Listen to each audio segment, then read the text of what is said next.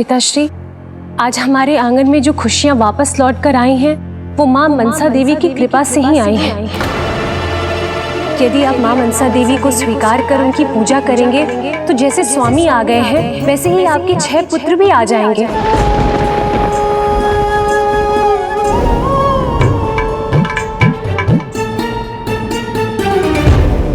मेरे पुत्र का ये कैसे संभव हो सकता है? उन्हें तो हम कई वर्षों पहले खो चुके हैं।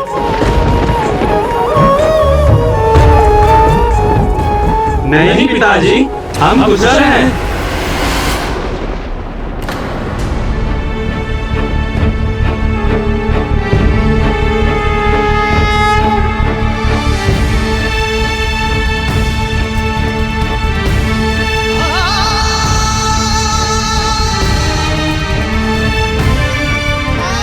प्रणाम पिताजी, प्रणाम माताजी।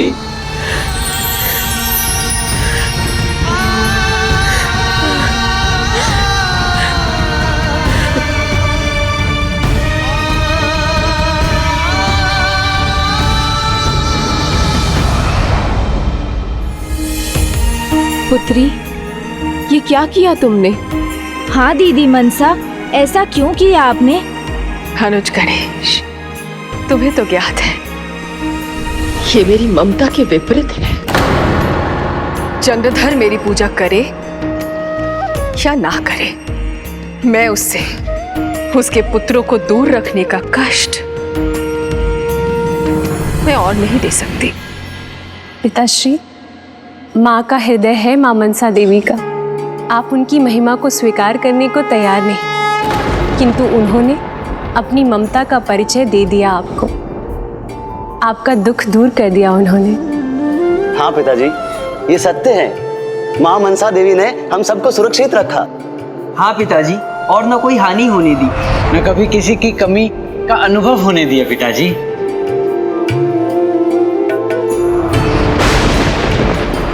पिताश्री, अन्यथा नहीं लीजिएगा, किंतु मेरा ये कहना अनिवार्य है। पहले आप अपने शब्दों से संपूर्ण श्रेय महादेव को देते थे। कहते थे कि जो भी हो रहा है महादेव की सहायता से हो रहा है, किंतु अब आप ये कहते हैं कि जो भी हो रहा है वो आपकी भक्ति का फल है। पहले आप महादेव के प्रति समर्पित थे, किंतु अब आपके शब्दों से ऐसा लगता है पिताश्री कि महादेव को आपकी भक्ति की आवश्यकता है। पहले आप ये स्वीकार करते थे कि एक भिक्षुक में भी भगवान का वास हो सकता है, और अब आप शिव पुत्री माँ मनसा देवी को भी देवी रूप में स्वीकार करने के लिए तैयार नहीं। बस महादेव की पूजा करते हुए देखना चाहता हूं मैं आप सबको, और किसी की पूजा करने की कोई आवश्यकता नहीं। महादेव के प्रति मेरी अटूट भक्ति अतुलनीय है, फिर भी आप बार बार मेरी भक्ति को भंग करने क्यों आ जाती हैं? पिताश्री, इतना कुछ हो गया, सच जानिए, और अब तो माँ मनसा देवी को देवी रूप में स्वीकार कर उनकी पूजा कीजिए।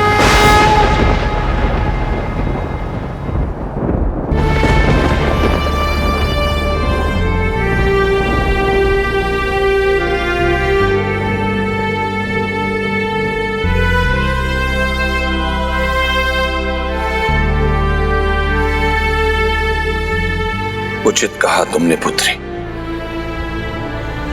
दोष मेरा ही था, किंतु अब मैं इस दोष को सुधार लूंगा। मैं मनसा देवी की पूजा अवश्य करूंगा। मैं मनसा देवी की पूजा अवश्य करूंगा। मैं मनसा देवी की पूजा अवश्य करूंगा।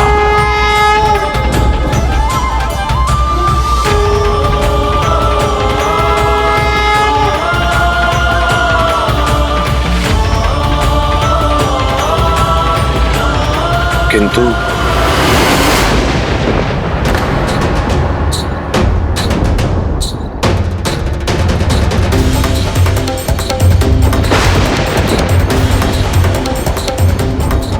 दाहिना हाथ तो केवल महादेव के अभिषेक करने का अभ्यस्त है। इस हाथ से तो मैं अन्य किसी भगवान की पूजा नहीं कर सकूंगा। तो मैं देवी मनसा की पूजा अपने बाएं हाथ से करूंगा।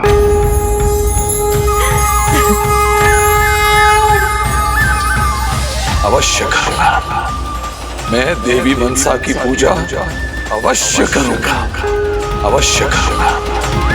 मैं देवी मनसा की पूजा अवश्य करूंगा। तो उनकी प्रतिमा बनाने में हम सब आपकी सहायता करेंगे पिताजी। जी पिताजी।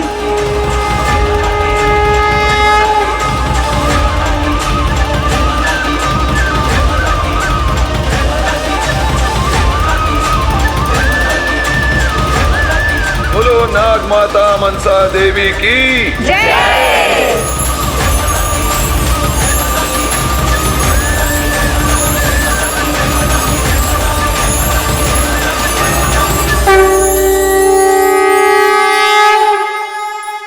दीदी मनसा, इतने समय के बाद आज चंद्रधर ने आपकी पूजा की, फिर भी आप प्रसन्न क्यों नहीं? क्योंकि अनुज, अभी तक ना मुझे अपनी शक्तियों में कोई बदलाव का आभास हुआ है और ना ही कोई देवता यहाँ मुझे देवी पद प्रदान करने पहुंचे हैं। ये तो उचित कहा आपने। तो चलिए ना दीदी मनसा, हम कैलाश जाकर वहीं पिताश्री से इसका कारण जान लेते हैं। नहीं गणेश, मैं और कोई अपमान नहीं सहूंगी। बिना आमंत्रण पाए मैं कैलाश नहीं लौटूंगी। दीदी, मैं आपका अनुज गणेश आपको कैलाश आने का आमंत्रण दे रहा हूँ।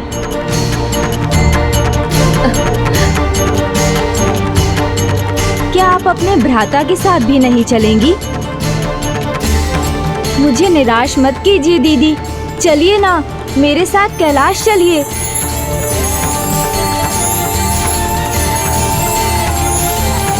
अब कैलाश में जो होगा उसकी तो आपने कल्पना भी नहीं की होगी दीदी।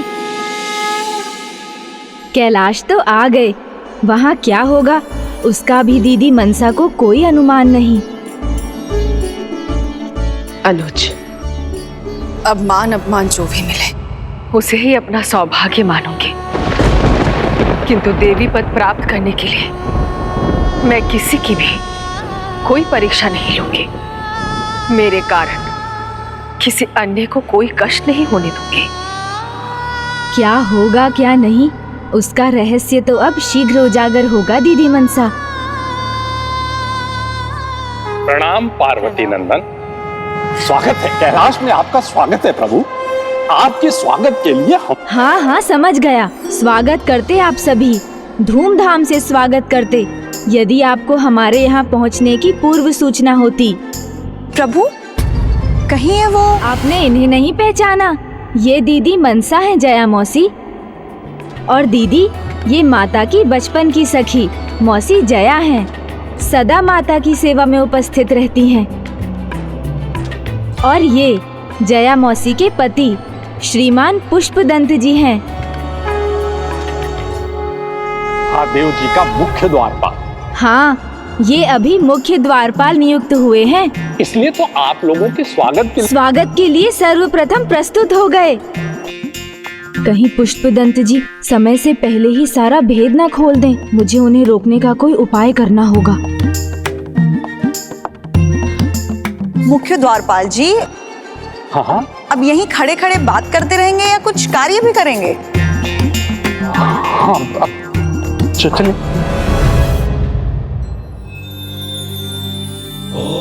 उचित है, छोटे मार्ग से जाकर ये शीघ्र पहुंचेंगे। आइए दीदी।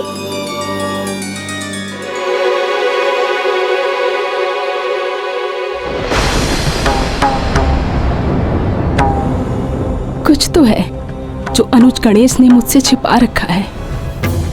देवी मनसा की, देवी मनसा की, देवी मनसा की, देवी मनसा की। स्वागत होगा, इसकी आशा नहीं थी मुझे। देवी मनसा की, देवी मनसा की, देवी मनसा की। कैलाश ने अपनी पुत्री को प्रसन्न कर दिया, मान रख लिया अपनी पुत्री का।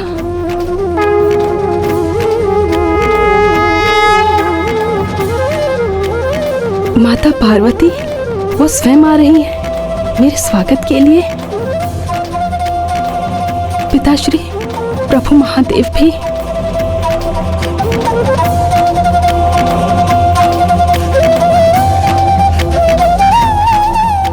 मेरे आनंद की तो कोई सीमा ही नहीं। कैलाश में तुम्हारा स्वागत है पुत्री। मनसा देवी, मनसा देवी, मनसा देवी, मनसा देवी, मनसा देवी, मनसा देवी, मनसा देवी, मनसा देवी। देवी मनसा की, देवी मनसा की, देवी मनसा की, देवी मनसा की, देवी मनसा की, देवी मनसा की।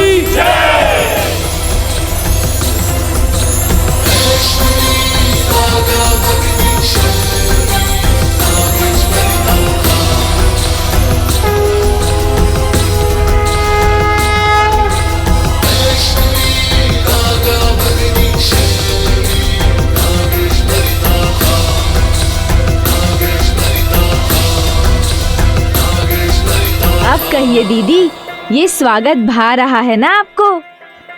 अनुज, तुम्हें पहले से ज्ञात था ना? ज्ञात नहीं था देवी मनसा, ये पूरी योजना ही प्रभु श्री गणेश की थी। और आप इस गुप्त योजना को खोलने वाले थे। धन्यवाद अनुज गणेश, धन्यवाद।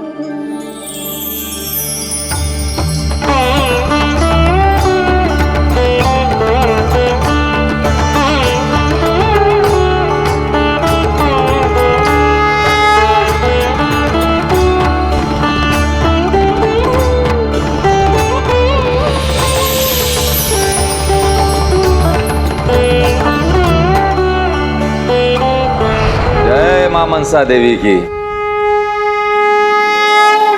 प्रणाम। प्रणाम मित्र साहब। पिताजी, माँ। प्रणाम पिताजी, प्रणाम माँ। मित्र साहब, अपनी सभी भूलों के लिए मैं क्षमा चाहता हूँ। मित्र भी कहते हो और क्षमा भी मांगते हो। क्षमा ही मांगना है मित्र, मां मनसा देवी से मांगो।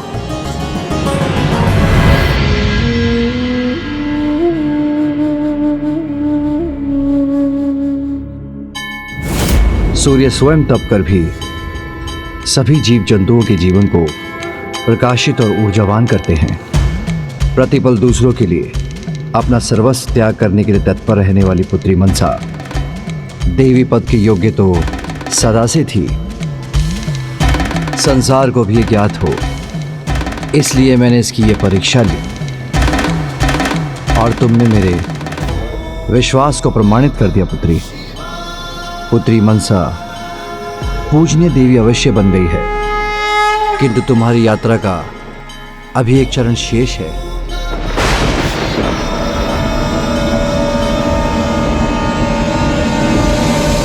वह अवश्य पाकर ही देवी पद की उपाधि पर स्थित होगी।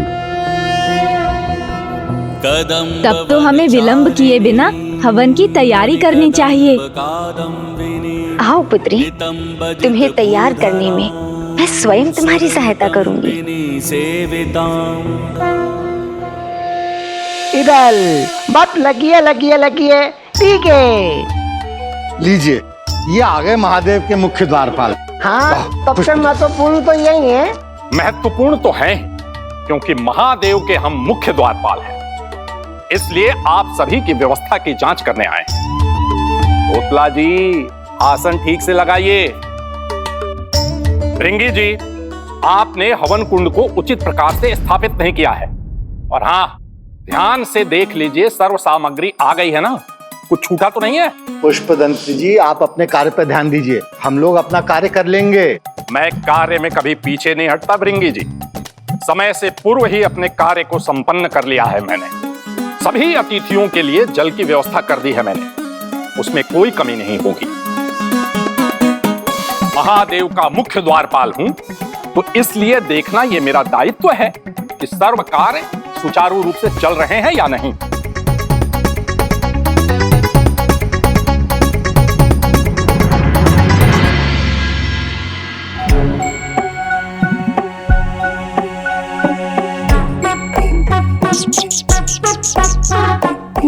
प्रभु, लगता है तैयारी तो पूरी हो गई। मनसा दीदी की प्रथम पूजा है आज, उसमें कोई कमी नहीं रहनी चाहिए। एक बार और सोच लीजिए प्रभु, सारी व्यवस्था हो गई ना?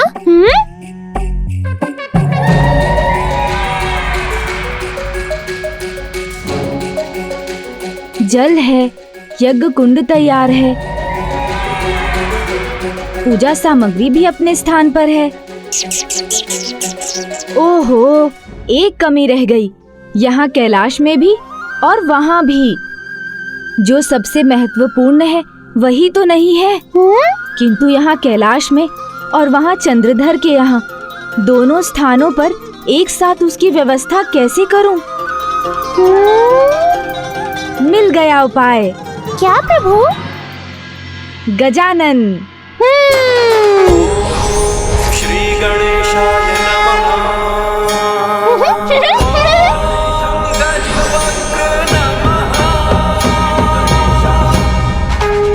अद्भुत, कितनी सुंदर मूर्ति की स्थापना की है आप सबने।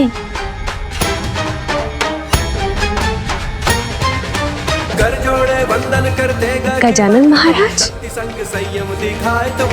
प्रणाम गजानन महाराज जी, आपका स्वागत है। कल्याण हो पुत्री।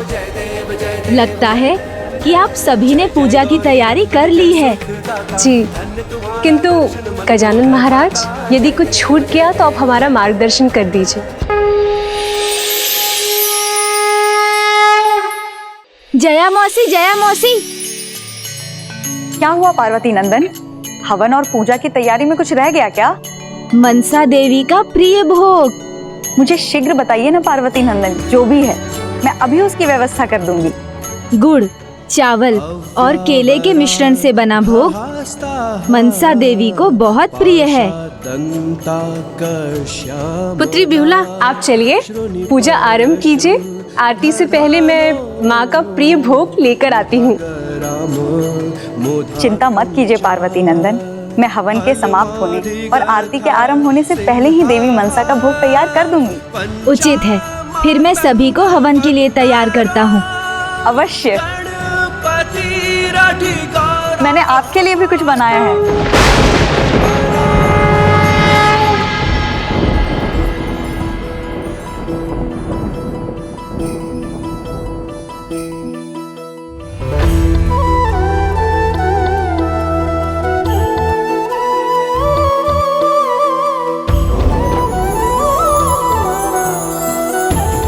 कितनी निष्ठा से मेरी सेवा करती थी पुत्री मनसा।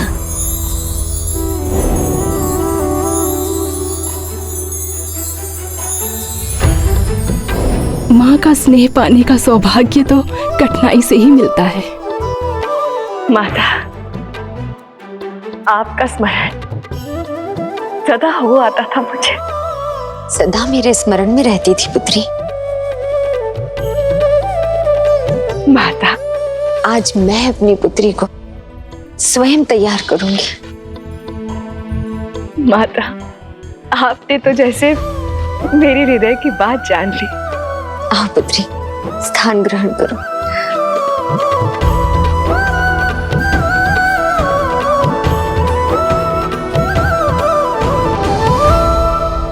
सत्य है, कठिनाइयों पर विजय पाकर ही सफलता मिलती है, और मुझे गर्व है आज तुम्हें देवी पद पर देखकर। सबसे पहले माता को 16 श्रृंगार अर्पित कीजिए।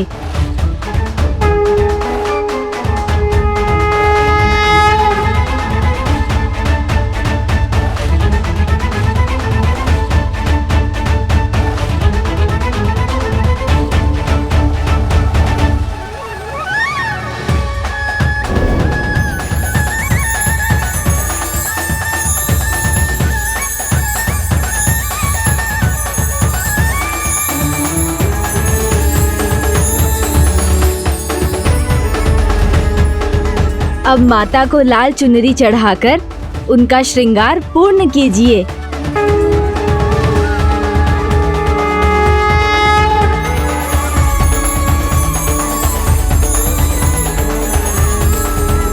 पूर्ण हुआ, तुम्हारा श्रृंगार पूर्ण हुआ पुत्री।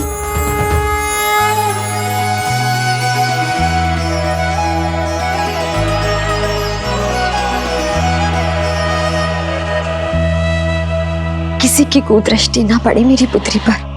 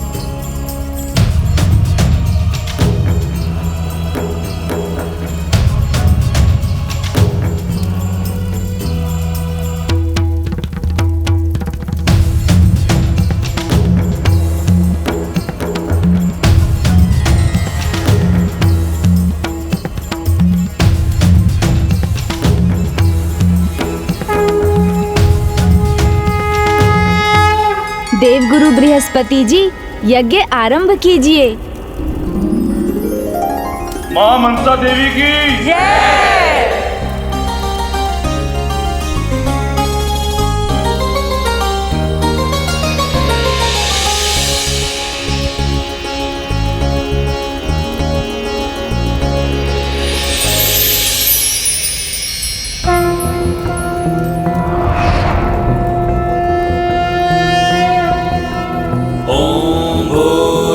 स्वः अमृतांगाय विद्महे कलारूपाय धीमहि तन्नो सोमो प्रचोदयात्। तदिशंखतुषाराम्भ ॐ श्रां श्रीं श्रों सः चन्द्रमसे नमः।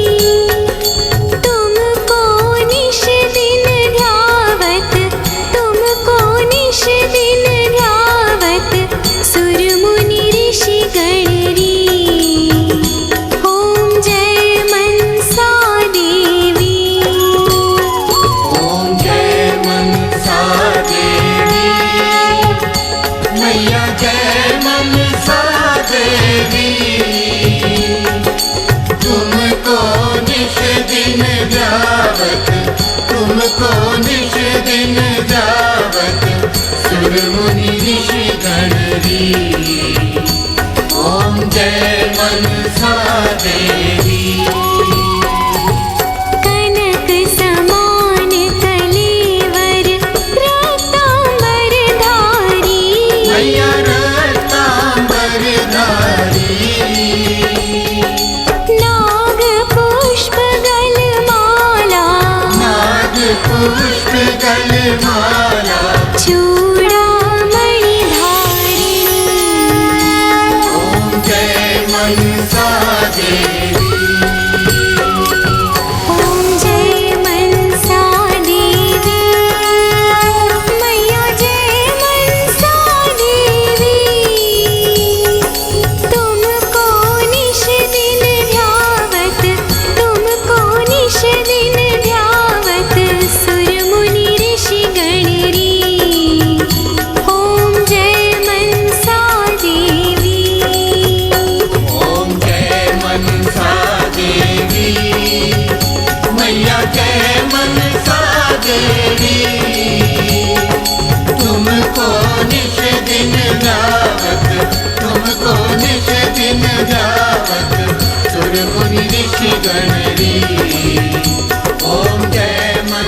मनसा देवी की, मां मनसा देवी की।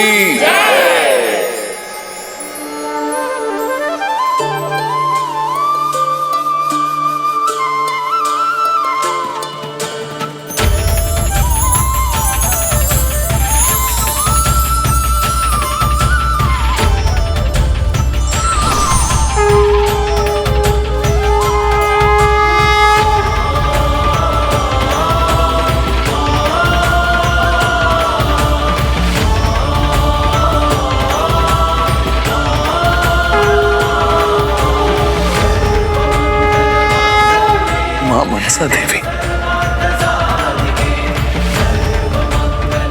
यही समझाना चाहती है ना आप कि मैं शिव भक्ति छोड़कर आपका भगवान बनूं? मैं आपकी पूजा कभी नहीं करूंगा। हे मां देवी मनसा, मैं तो क्षमा मांगने की योग्य भी नहीं। जिस मुख से मैंने बार बार आपका अपमान करने की मूर्खता की, उस मुख से मैं क्षमा कैसे मांगूंगा? अपनी भक्ति के अहंकार में मैं इतना डूब गया था कि आपके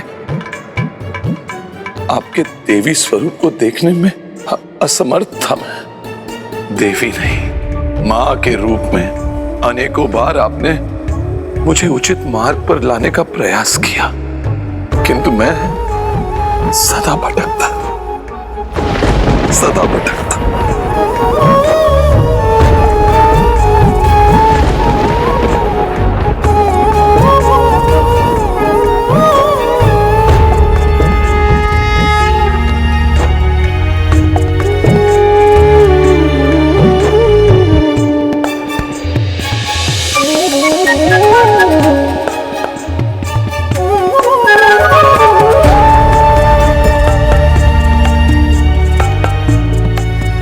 देवी मां मनसा, आप तो मां हैं और मां का हृदय तो विशाल होता है। संभव हो तो मेरी सभी भूलों के लिए मुझे क्षमा कर दीजिए मां, क्षमा कर दीजिए मुझे। चंद्रधर, अपनी भूल को समझकर यदि कोई उससे सीख ले, उससे सुधार कर ले, तो इससे अच्छा क्या हो सकता है?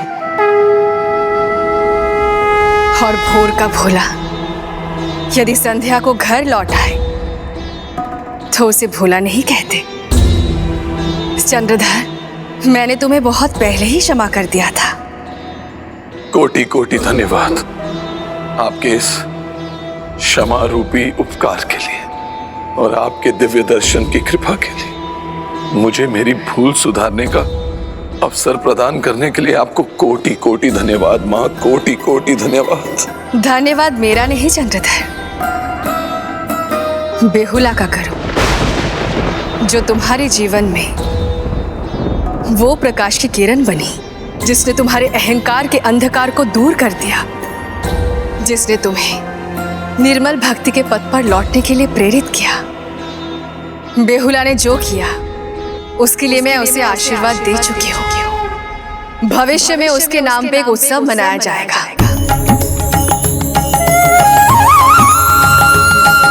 आज देवी पद पाने के पश्चात मैं घोषणा करती हूँ, बेहुला के उत्सव में जो भी श्रद्धा से मेरी पूजा कर व्रत रखेगा, मेरे मंदिर की यात्रा करेगा, उसे सौभाग्य की प्राप्ति होगी। सुहागनों के सुहाग की आयु में वृद्धि होगी। अन्य सभी भक्तों को किसी भी प्रकार के विष और सर्पों और नागों के प्रभाव से अभयदान मिलेगा। विवाह और जीवन में कठिनाइयों को लाने वाले महापातक काल सर्प योग के प्रभाव से मुक्ति मिलेगी। माँ, आपकी कृपा तो आरंभ से ही मेरे ऊपर बनी रही है, उसके लिए आपको कोटि कोटि धन्यवाद। मैंने जो किया उसका श्रेय मुझे नहीं, मेरे माता पिता को जाता है। मुझे सफल बनाया उनके विश्वास ने, आपके आशीर्वाद ने और गजानन महाराज के मार्गदर्शन में। हाँ पुत्री, गजानन महाराज को तो हर शुभ कार्य का श्रेय जाता है। उन्होंने केवल तुम्हारी ही नहीं पुत्री, मेरी भी सहायता की है, क्योंकि तुम्हारे गजानन महाराज मेरे भ्राता है, प्रथम पूज्य विघ्नहर्ता गणेश है।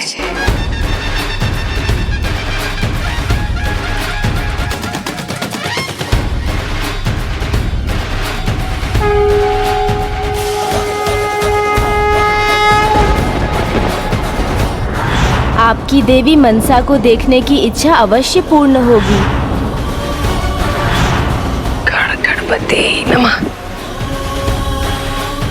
मैं आपके मार्ग के विघ्न को दूर कर दूंगा बेहुला।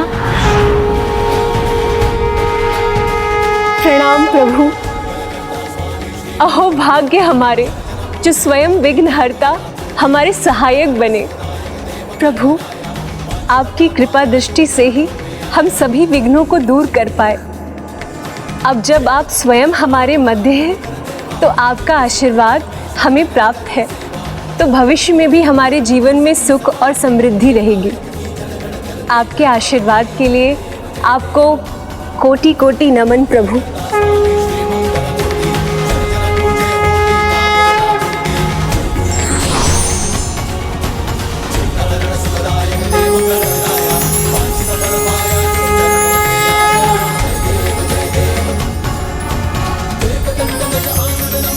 विघ्नहर्ता गणेश की कृपा के बिना कोई कार्य कहाँ पूर्ण होता है।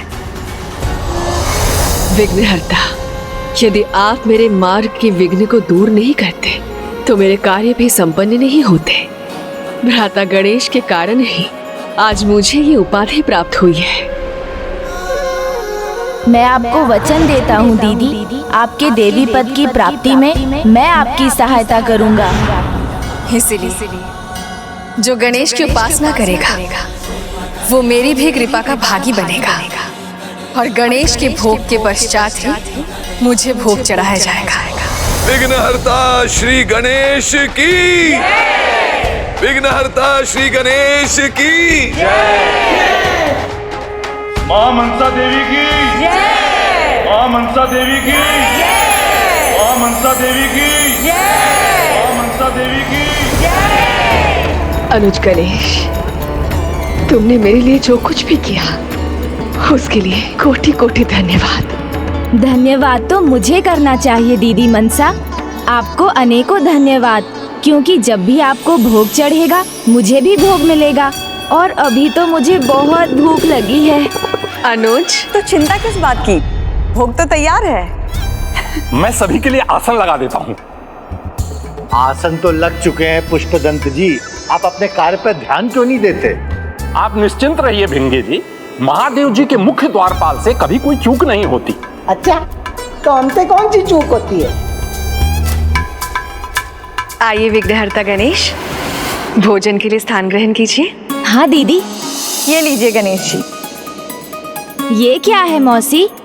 सदा के समान मैंने आज भी आपके लिए कुछ विशेष बनाया है, आप इसी पे बैठ के भोग ग्रहण कीजिए।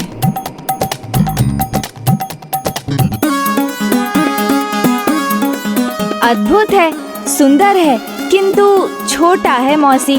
आपका गणेश अब थोड़ा बड़ा हो गया है, आप सदा मुझे छोटे आकार के उपहार ही क्यों देती हैं मौसी? क्षमा करो पुत्र, मैं क्या करूं, आप तो मुझे बाल रूप में ही दिखाई देते हैं। मैं कुछ भी बनाने जाती हूँ तो आपके बाल अवस्था की छवि मेरे ध्यान में आती है और आकार छोटा ही रह जाता है।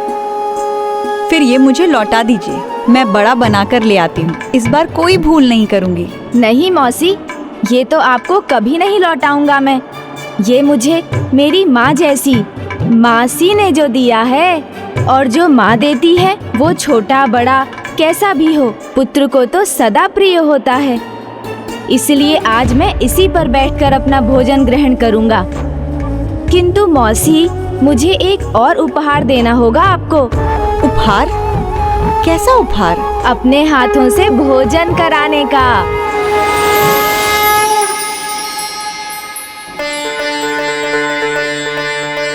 दीदी, प्रतीक्षा मत कीजिए, ये आपका प्रिय भोजन है।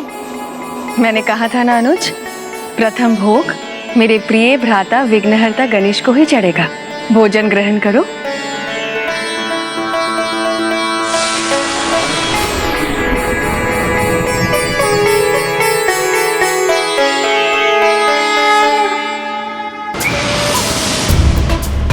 थोड़ा और चाहिए मुझे।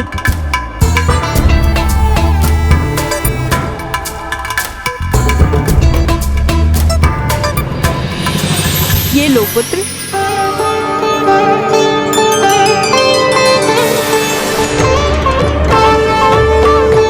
किंतु जया, ये तो प्रसाद का तुम्हारा भाग है, तुमने गणेश को क्यों दे दिया? आप चिंता ना करें देवी पार्वती, गणेश को भोग लगाते देख मेरा पेट तो स्वयं भर जाएगा। और वैसे भी स्वयं से अधिक आनंद तो मुझे गणेश को खिलाने में आता है। माँ का पेट तो पुत्र को खाते देखकर ही भर जाता है। आप खाइए ना। सत्य कहा आपने, दूसरों के साथ बांटने से आनंद का अनुभव और बढ़ जाता है। सुख बांटने से बढ़ता है तो दुख बांटने से घटता भी है।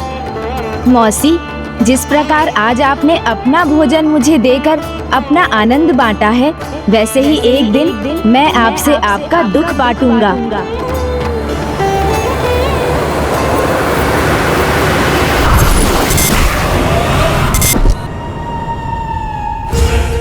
आपका हृदय बहुत विशाल है जया मौसी। आप क्यों प्रसन्न हो रहे पुष्पदंत जी? यहाँ प्रशंसा आपकी धर्मपत्नी की हो रही है, आपकी नहीं हो रही है। और इनकी प्रसन्नता होगी भी नहीं। उनका दांत पलेगी, दांत। उधर देखिए।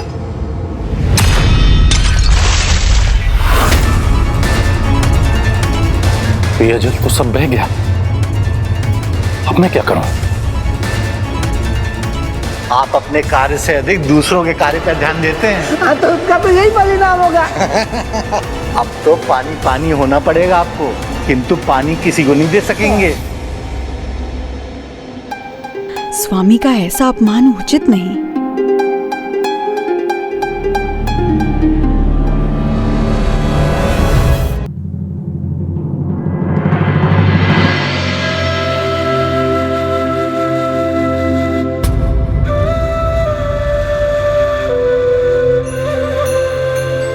जया, अरे हम शिवगणों के बीच में तो हास परिहास होता ही रहता है। अरे अब ये भोजन किसके लिए बना रही हो जया? अब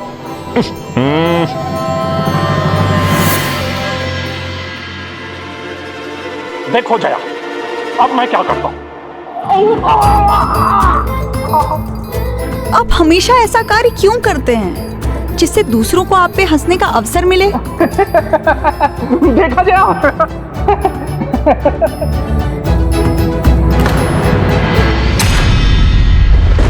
आपको तो चोट लगी है।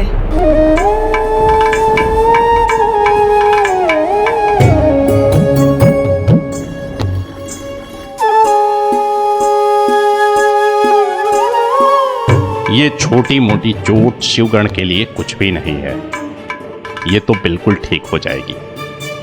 बस तुम एक बार हंस तो दो।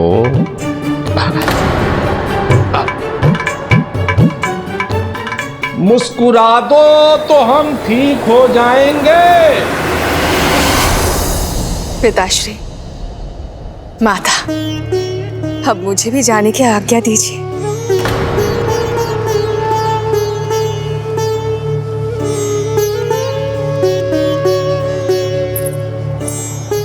जाना चाहती हो पुत्री? अपनी माँ के पास कुछ दिन कैलाश में रुकोगी नहीं? माता, रुकना तो मैं भी चाहती हूँ, किंतु देवी पद के दायित्व तो मुझे निभाने ही होंगे। जाना तो मुझे होगा ही ना माता। उचित है, किंतु भली भांति मुझे अपने आप को विदा करने का अवसर तो दो।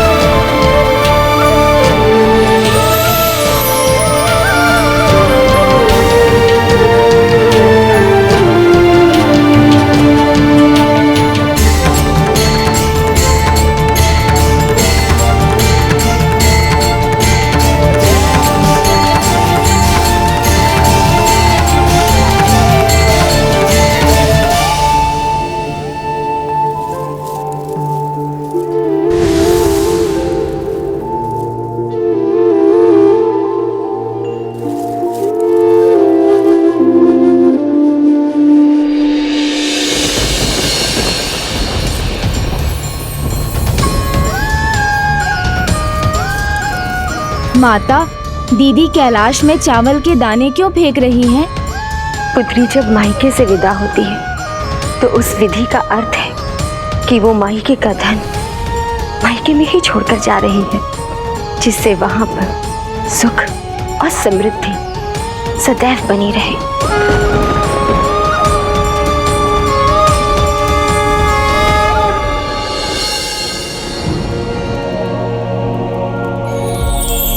प्रिय, मां मनसा देवी विदा हो गई।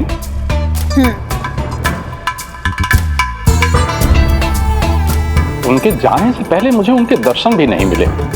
उचित समय पे उचित कार्य नहीं करेंगे तो यही होगा, बस उपहास के पात्र बनेंगे आप।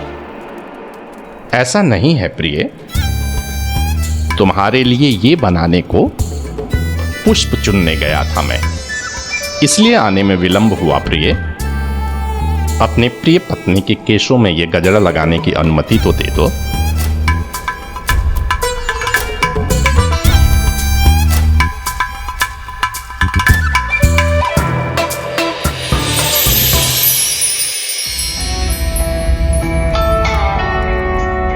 अच्छा हुआ जो तुमने अपना क्रोध त्याग दिया, नहीं तो तुम्हें मनाने में मुझे अपने कार्य पर जाने में विलंब हो जाता, जो उचित नहीं है।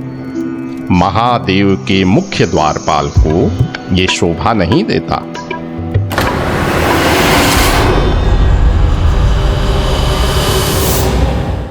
ये क्या? कुछ नहीं, बस हल्की सी खरोच है। हाँ, पुष्प चुनते समय कांटों में हाथ डाल दिए होंगे। आगे से ध्यान रखूंगा। ध्यान तो रखिए ही, किंतु मैं क्या चाहती हूँ वो भी सुनिए। मैं चाहती हूँ आप सबसे श्रेष्ठ बने, सबसे बुद्धिमान बने। प्रिय, मैं सबसे श्रेष्ठ हूँ, सबसे बुद्धिमान हूँ, तभी तो इतना बड़ा दायित्व मिला है मुझे। महादेव जी के द्वार का मुख्य द्वारपाल हूं मैं।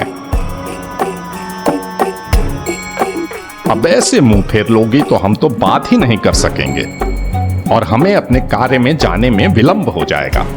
अधिक नहीं, एक दो बोल प्रेम के ही बोल दो। किसी भी पत्नी को अपने पति का उपहास होते देखना अच्छा नहीं लगता। अब आप जब तक अपनी योग्यता और श्रेष्ठता प्रमाणित नहीं करते, मैं आपसे बात नहीं करूंगी।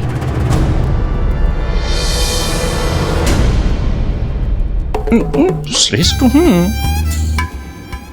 योग्य भी हूं, प्रमाणित कैसे करूं? प्रथम पूज्य गणेश जी के पास इसका उत्तर अवश्य होगा। प्रभु, प्रभु, आपसे एक प्रश्न पूछना है, मेरी सहायता करेंगे ना आप? परंतु अधिक समय नहीं है मेरे पास। बोलिए पुष्पदंत जी। मैं अपने को श्रेष्ठ प्रमाणित करूंगा, तभी मेरी पत्नी जया मुझसे वार्तालाप करेगी। इसके लिए मुझे बहुत बल की आवश्यकता है। आपके सुझाव से ये संभव हो सकेगा। श्रेष्ठ होने के लिए बल नहीं, बुद्धि आवश्यक है। ज्ञान ही श्रेष्ठता प्रदान करता है। उचित है पार्वती नंदन, आपको अनेकों धन्यवाद।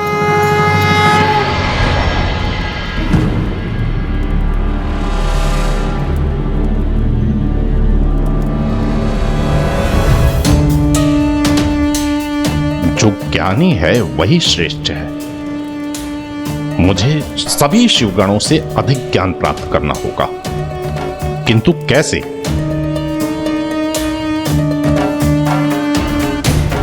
कैसे करूंगा मैं ज्ञान अर्जित? कहां से मिलेगा मुझे ज्ञान?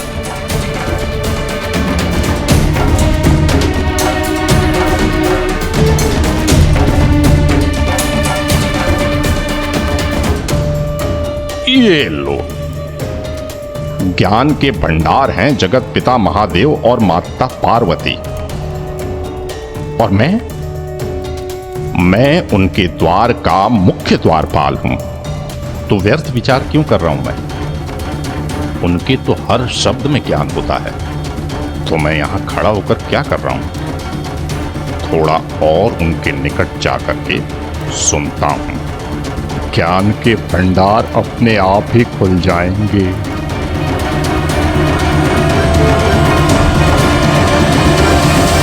नहीं, ये उचित नहीं है। और ये कैसा पाप करने जा रहा था पुष्पदंत? प्रभु और माता एकांत में है, मुझे ताक झांक नहीं करनी चाहिए। किंतु सुनने में तो कोई दोष नहीं।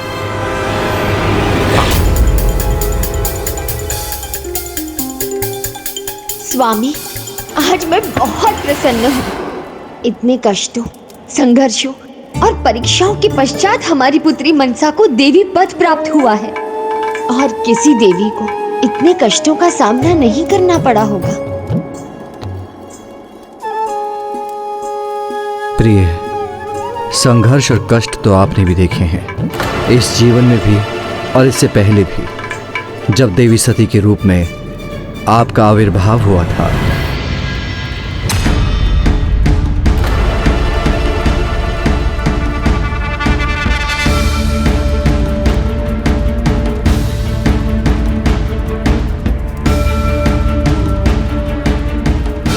किंतु इस सब का सार है शुष्यत सुखेषु कालेषु त्यागो अमृत निर्झरा, अर्थात सुख अल्पकालिक होते हैं, कुछ ही समय में मिट जाते हैं, किंतु निस्वार्थ भाव से किए गए त्याग अमृत की अनंत धारा के समान होते हैं, जो व्यक्ति को श्रेष्ठ ही नहीं पूजनीय भी बनाते हैं।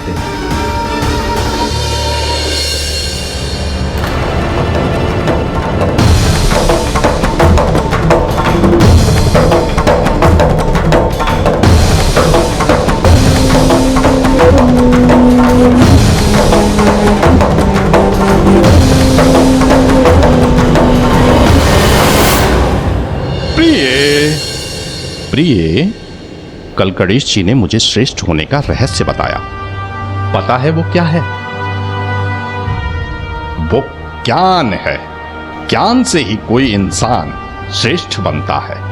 देखिए, आप समय व्यर्थ मत कीजिए। अब जब तक आप अपनी श्रेष्ठता प्रमाणित नहीं करते, हमारे पास मत आइएगा। इसमें प्रमाणित क्या करना है प्रिय? मैं श्रेष्ठ हूं। पता है क्यों? क्योंकि मुझे वो रहस्य ज्ञात है जो किसी को भी ज्ञात नहीं। न भृंगी, न तोतला और यहां तक कि नंदी जी को भी नहीं पता है। और प्रिय, मैं ये अरे आप यहाँ क्या कर रहे हैं मुख्य द्वारपाल जी? जाके सो जाइए। रात्रि भर द्वार रक्षा जो की आपने, उल्लूक समान आंखें लग रही हैं आपकी। उल्लूक ही तो है तभी तो हाथ में उल्लूक तमान वाले हैं।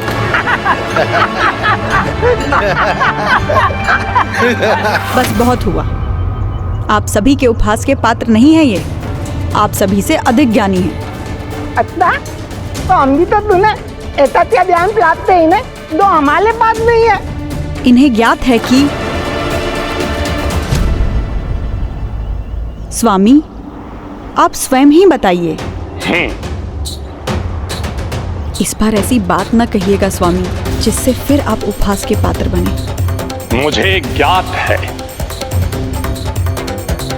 ज्ञात है माता पार्वती अपने पूर्व स्वरूप में माता सती थी। प्रजापति दक्ष की पुत्री थी वो। इसमें नवीन क्या है? ये तो सर्वज्ञात है। नवीन वो ज्ञान है जो सभी से गुप्त है। शुष्य सुखेषु कालेषु त्यागो अमृत निर्झरा। सुख अल्पकालीन होते हैं, जो कुछ ही समय में नष्ट हो जाते हैं, किंतु निस्वार्थ भाव से किया हुआ त्याग अमृत की धारा के समान होते हैं, जो व्यक्ति को श्रेष्ठ ही नहीं पूजनीय बनाते हैं।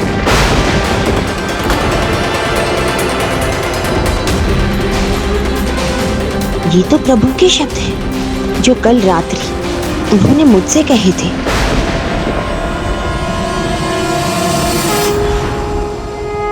क्या हुआ प्रिय? प्रभु, कल रात्रि जो निस्वार्थ त्याग की महिमा आपने मुझसे जो कही थी, क्या वो कभी आपने पुष्पदंत से भी कही? अन्यथा आपके शब्द उसके मुख से कैसे सुने मैंने?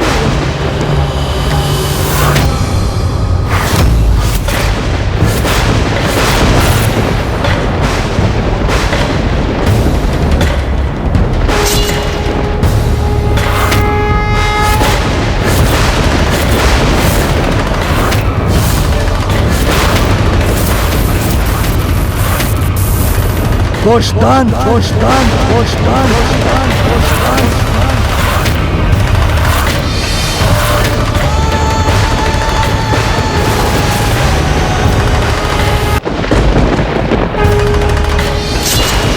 गोश्तदान, गोश्तदान, गोश्तदान, गोश्तदान।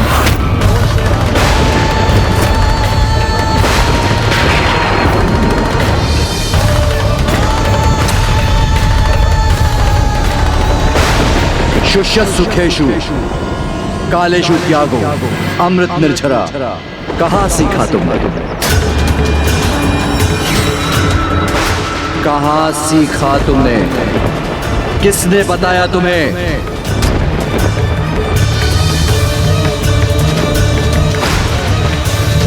शांत क्यों हो पुष्पदंत? उत्तर दो सभी को। द्वारपाल की मर्यादा का उल्लंघन कर तुमने हमारे वार्तालाप को सुना था।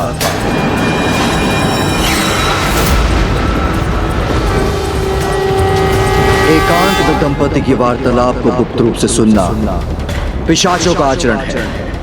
इसलिए मैं तुम्हें श्राप देता हूं कि तुम पिशाच बन जाओ, कि तुम पिशाच बन जाओ, कि तुम पिशाच बन जाओ।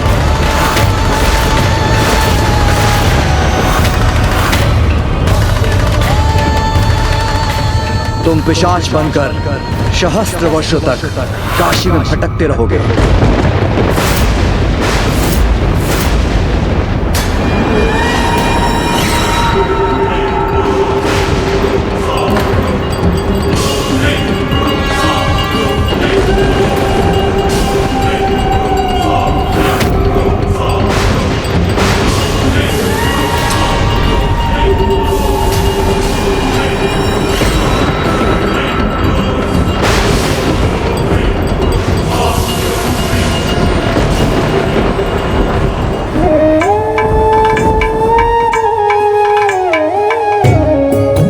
पिताश्री प्रभु महादेव का ऐसा क्रोध सुना भर था। अवश्य पुष्पदंत जी ने मर्यादा की सारी सीमाएं लांघ दी हैं। इस प्रकार तो एकमात्र कामदेव पर बरसा था प्रभु का क्रोध।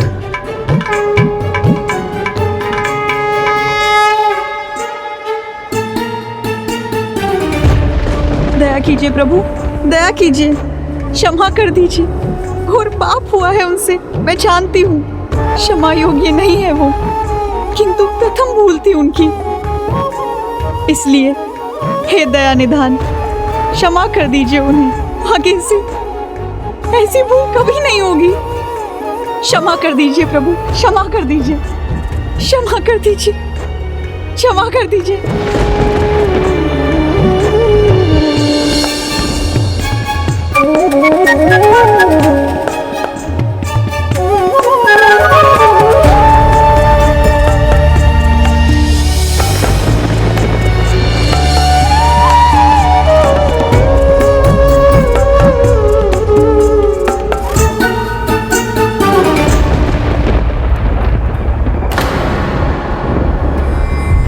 स्वामी,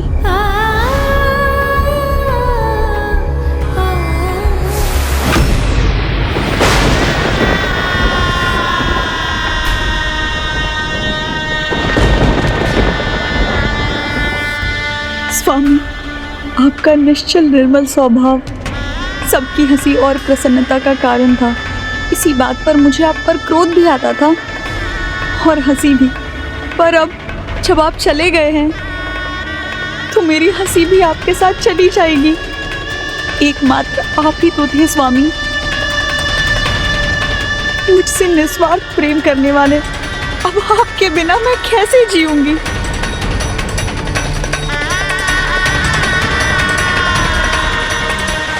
भृंगी जी, तोता जी, भृंगी जी सुनिए ना, रुक जाइए। आप तो उन्हें जानते थे ना, ऐसा घोर पाप को सामान्य स्थिति में कर सकते थे क्या? नहीं ना। अब बोलिए ना प्रभु से कि उन्हें क्षमा कर दे, मेरे स्वामी को क्षमा कर दे, कहिए ना। देवी, मैं जानता भी हूँ और समझता भी हूँ, किंतु प्रभु क्रोधाग्नि के आगे मैं कुछ नहीं कर सकता। क्षमा करे देवी, महादेव के इस क्रोधित अवस्था में उनके सामने जाने का मैं साहस भी नहीं कर सकता, और कैलाश में कोई अन्य भी उनके क्रोध का सामना करने का साहस नहीं करेगा।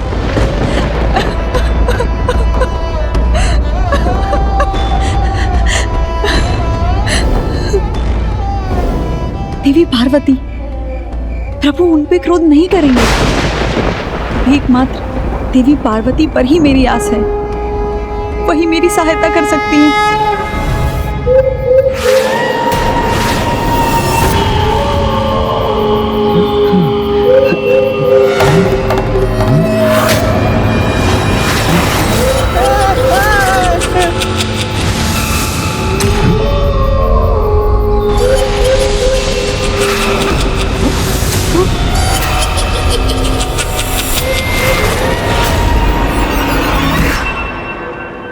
मेरे पति किस अवस्था में होंगे ये ज्ञात नहीं मुझे। कैसी अभागन हूं मैं। हे जगत जननी, दया कीजिए मुझ पर। महादेव का क्रोध आप ही शांत करा सकती हैं। मेरे स्वामी को क्षमा दान दिला दीजिए माता। महादेव आपकी अवश्य सुनेंगे। मेरे स्वामी को क्षमा दान दिला दीजिए।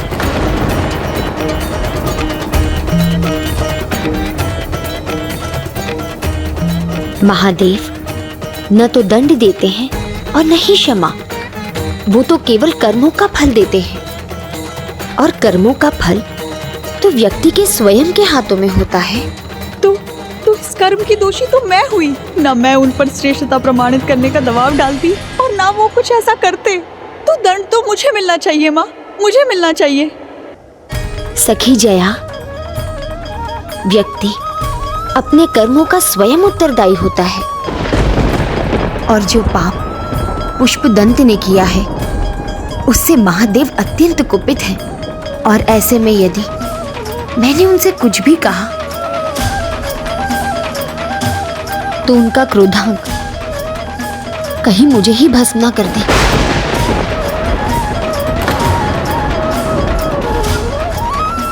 कहाँ जाए ये अभागन, किससे गुहार लगाए।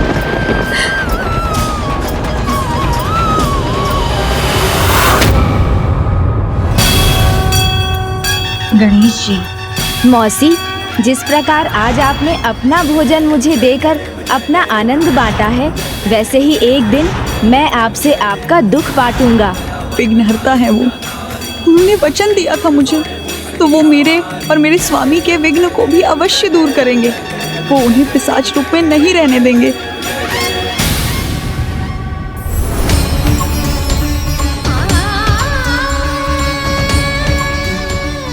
क्षमा करना सखी, तुमने पुत्र गणेश से आस लगाई है, किंतु अब वो चाहकर भी पुष्पदंत को पिशाच योनि से नहीं लौटा सकेगा।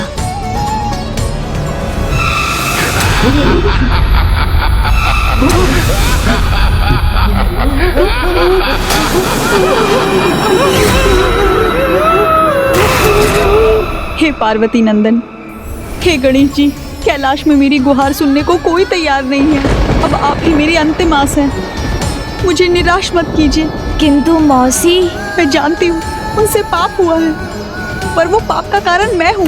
यदि मैं उन पर क्रोध नहीं करती और उनसे बात करती तो वो कदापि ऐसा पाप नहीं करते। और अब तो उनसे तभी बात कर पाऊंगी जब आपकी कृपा होगी। किंतु मौसी, कृपा कीजिए गजानन। माता पार्वती ने भी मेरी प्रार्थना स्वीकार नहीं की है। जब माता ने सहायता नहीं की तो मैं कैसे? संसार के विघ्नहर्ता हैं आप, फिर भी आपके मुख से ना सुन रही हूँ। नहीं नहीं विघ्नहर्ता, अपनी मौसी का विघ्न नहीं हरेंगे आप। आपने तो कहा था मौसी का अर्थ है मासी। क्या अपनी माँ की सहायता नहीं करेंगे आप? मेरे वश में होता तो मैं अवश्य सहायता करता, किंतु परंतु भी सहायता लेनी पड़ रही है आपको। गजानन, आपने मुझे वचन दिया था, याद है आपको, कि आप मेरे दुख में मेरी सहायता करेंगे। तो क्या आप अपना वचन नहीं निभाएंगे? मेरे कठिन समय में मेरा साथ नहीं देंगे? बोलिए गणेश जी, कुछ तो बोलिए। प्रभु, आपके लिए सब कुछ संभव है। या आप मेरे इस दुख को दूर कीजिए, अन्यथा मुझे मौसी कहना छोड़ दीजिए।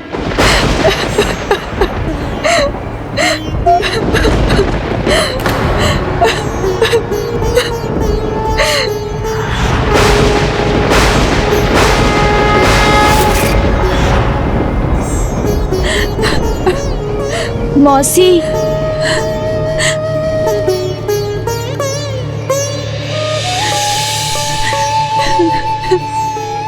चिंता मत कीजिए मौसी, पुत्र का वचन व्यर्थ नहीं होगा।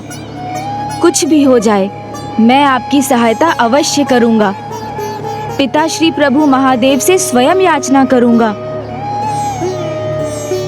आपकी पीड़ा बांटने का वचन दिया था मैंने, इसलिए अब मैं एक और वचन देता हूँ। आपके पति पुष्पदंत जी को पिशाच योनि से अवश्य लौटा कर लाऊंगा। फिर भले ही इसके लिए मुझे पिताश्री के क्रोध का ही सामना क्यों ना करना पड़े।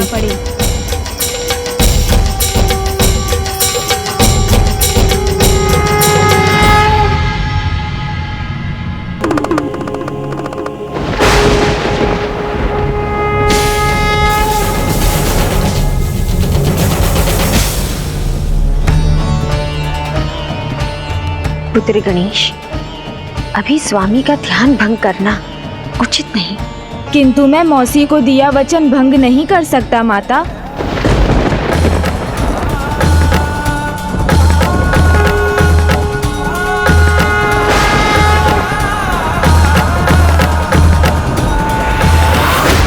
स्वामी का क्रोध अभी शांत नहीं हुआ है। पिताश्री को कदाचित मेरे आगमन और उद्देश्य दोनों का ही आभास हो गया।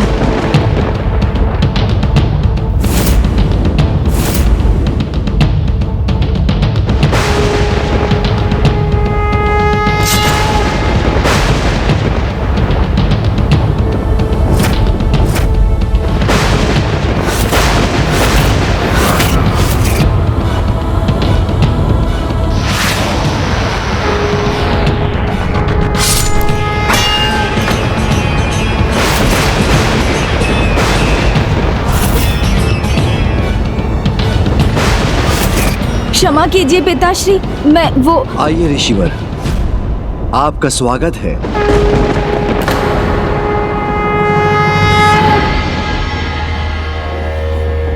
ॐ त्र्यम्बकं यजामहे सुगंधिं पुष्टिवर्धनम्। स्वामी ऋषि मार्तंडेय के स्वागत के लिए उठे हैं, पुत्र गणेश को दंडित करने के लिए नहीं। प्रणाम माता। हर हर महादेव। प्रणाम प्रभु। नहीं ऋषिवर, आप जैसे भक्त तो मेरे हृदय के निकट होने चाहिए।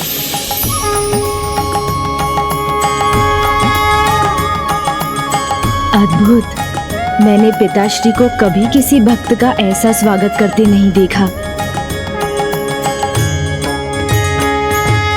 मैं धन्य हो गया प्रभु। आपका स्वागत है कैलाश में।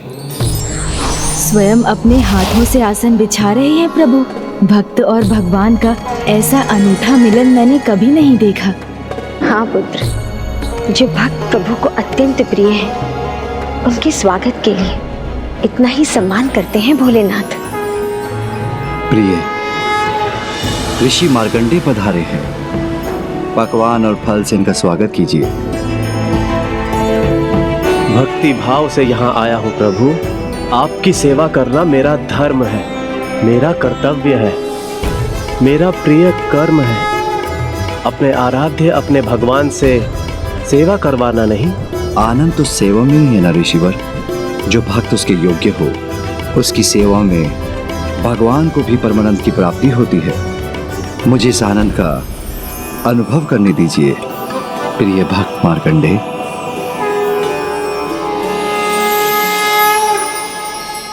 लीजिए स्वामी।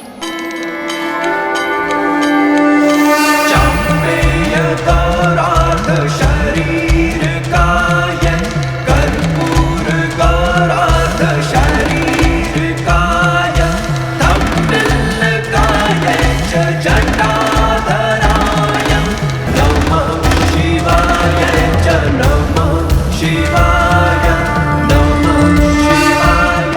नहीं प्रभु। अपने भक्त को अपनी मर्यादा में रहने दीजिए। प्रभु, आपने मुझे अपने हाथों से खाने ही कहाँ दिया, हाथ तो मुझे आपके धुलवाने चाहिए।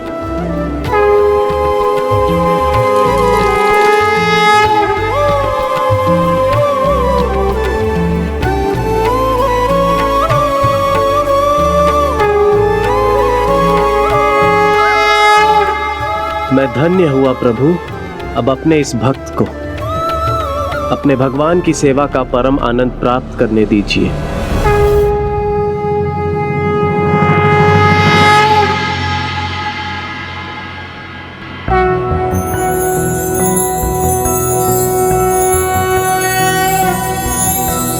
नागेन्द्रहाराय त्रिलोचनाय भस्मांगरागाय महेश्वराय नित्याय शुद्धाय दिगंबराय तस्मै नकाराय नमः शिवाय। प्रभु, आपकी भक्ति में ही आनंद है।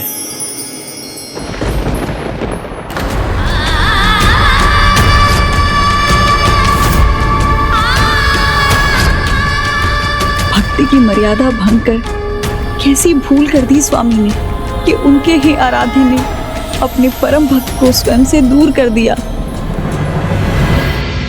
मुझे आज्ञा दीजिए प्रभु।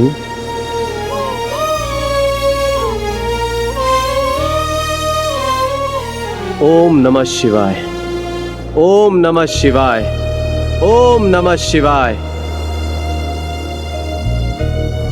पिताश्री, एक भक्त को जब आपकी इतनी कृपा प्राप्त हो सकती है, तो क्या दूसरे भक्त को उसकी भूल के लिए क्षमादान नहीं मिल सकता?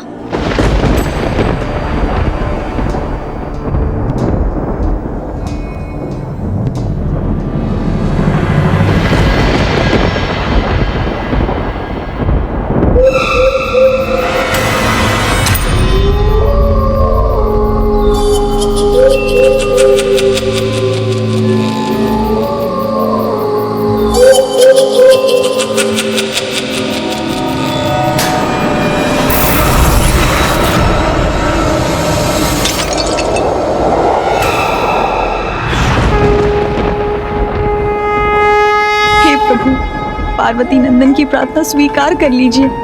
उन्हें अपने क्रोध का भागी नहीं बनाइएगा। बोलिए ना पिताश्री, भूल स्वीकार करने वाला क्या क्षमा का पात्र नहीं?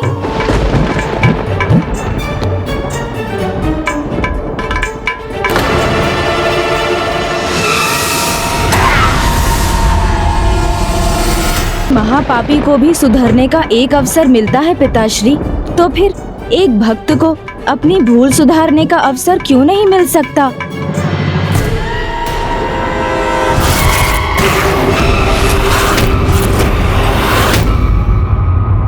उचित है पिताश्री, कम से कम इतना बताने की तो कृपा कीजिए। कैसे क्षमा मिलेगी उन्हें? आपके शाप से मुक्ति कैसे पा सकते हैं वो? उनके प्रायश्चित का कोई तो उपाय होगा। प्रायश्चित? जिसे मर्यादा का ज्ञान ही नहीं, वो भला क्या प्रायश्चित करेगा? जो भक्त मर्यादा का महत्व समझता है, उसका महत्व भगवान से कहीं अधिक होता है। ऐसे महान भक्तों पर भगवान स्वयं न्यौछावर रहते हैं, और जो भक्त मर्यादा को भूल जाए वो भक्त ही नहीं कहलाया जा सकता। एक और भक्त मार्कंडे हैं, जिन्होंने स्वयं मुझसे सत्कार पा करके अपनी मर्यादा नहीं भूली, और दूसरी ओर वो है जो एक पद की मर्यादा भी नहीं निभा सका। किंतु गणेश, यदि उसकी सहायता करनी है तो उसे सर्वप्रथम ये समझाओ कि भक्ति की मर्यादा क्या होती है। गणेश, पुष्पदंत को कुछ सिखाना ही है तो भक्ति का वास्तविक अर्थ समझाओ उसे।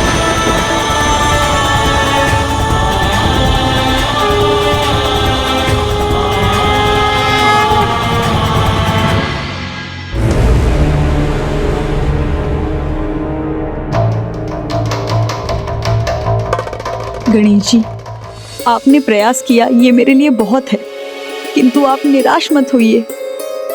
निराश नहीं हूँ, पिताश्री के वचनों ने मेरी आशा जगा दी है।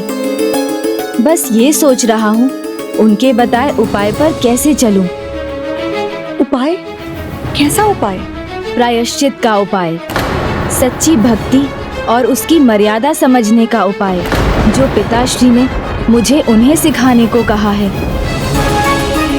मेरे ऐसा करते ही मुझे विश्वास है प्रभु महादेव पुष्पदंत जी को पिशाच योनि से मुक्ति दिलाने का भी उपाय अवश्य सुझाएंगे। किंतु उसके लिए सर्वप्रथम मुझे पुष्पदंत जी को ढूंढना होगा। वो कहाँ होंगे? किंतु अब वो पुष्पदंत नहीं जिनको हम जानते हैं, अब तो वो एक पिशाच है।